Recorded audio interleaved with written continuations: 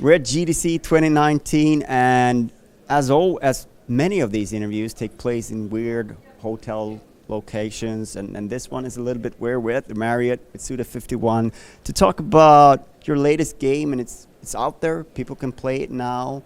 How do you feel about the launch of Travis Strikes Again and sort of coming back to Travis?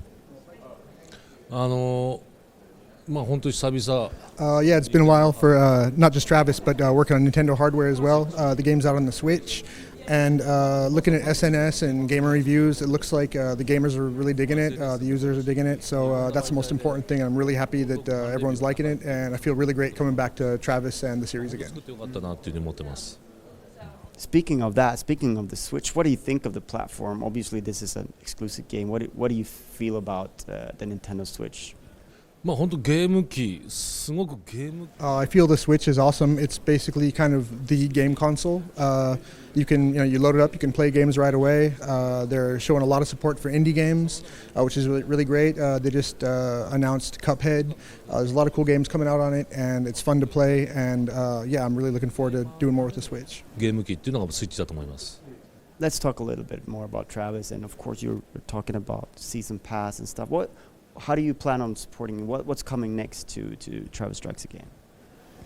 So yeah, the first DLC introduced Shinobu Jacobs as a playable character, and the second one introduces a Bad Girl, and there's also been some adventure mode added on.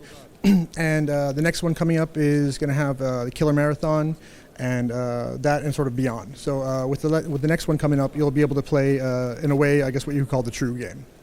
Interesting, the true game.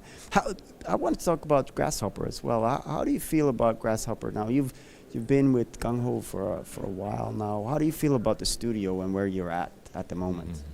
Recently, I really feel like Grasshopper has kind of gotten back to its roots.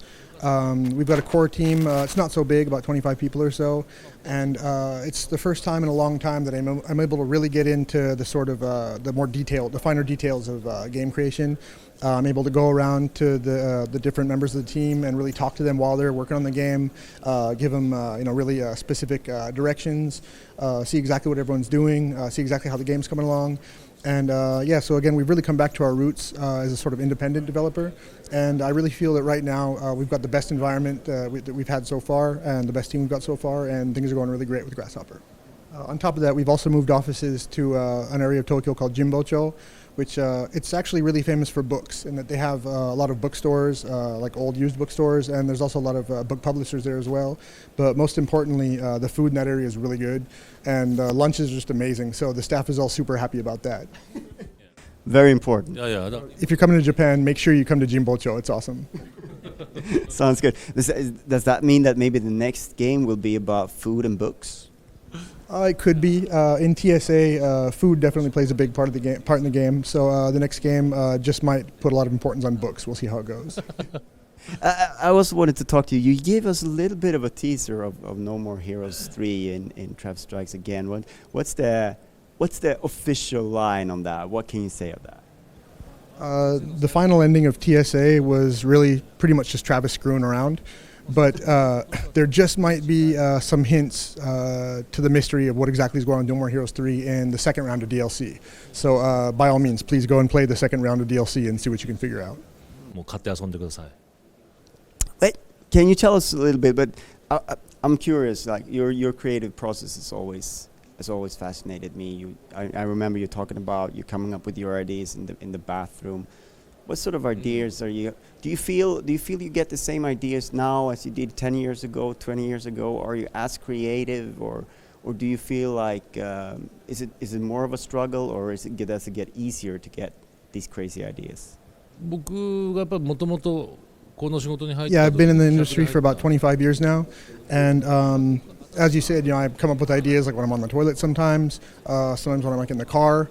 A lot of times I come up with ideas like the instant just before I kind of fall asleep. But yeah, I feel that the way I come up with ideas is pretty much the same as it's been. Having more experience kind of helps me come up with more things.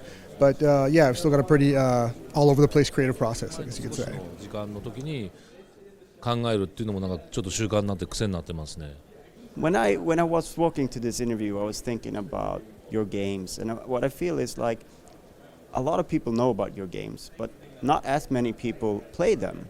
And it's like, and in this industry, there are things like subscription services coming up, which I feel like might be a good way for more people to experience games that they perhaps wouldn't pay full price for in the shop. Do you feel like there's an opportunity for you to reach bigger audiences now that we are sort of getting these kind of new subscription services and things like that in the market? Personally, I use music subscriptions, so the whole media by subscription thing is sort of become like run of the mill for me.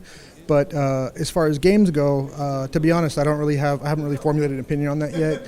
I'm not saying it's good or bad, I just really don't know yet. But one thing that I do think could be a great chance is through subscriptions, allowing people to play a lot of our older games that maybe they might not have got a chance to otherwise. So in that area at least, I think there is a really good chance for us to get more people into the games and get more people to not only know about but play the games too.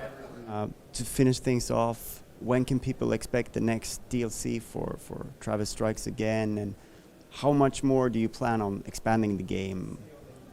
So the next DLC for TSA, which is the second batch, is coming out around the middle of April, and a lot of times it comes out around the end of the month, but this time we're putting it out in April. And after that, there actually isn't going to be any more DLC. With the second batch of DLC, that will conclude TSA as a full game. ゲームは一つ完結します。 Thank you so much for taking the time. Thank you. Thank you.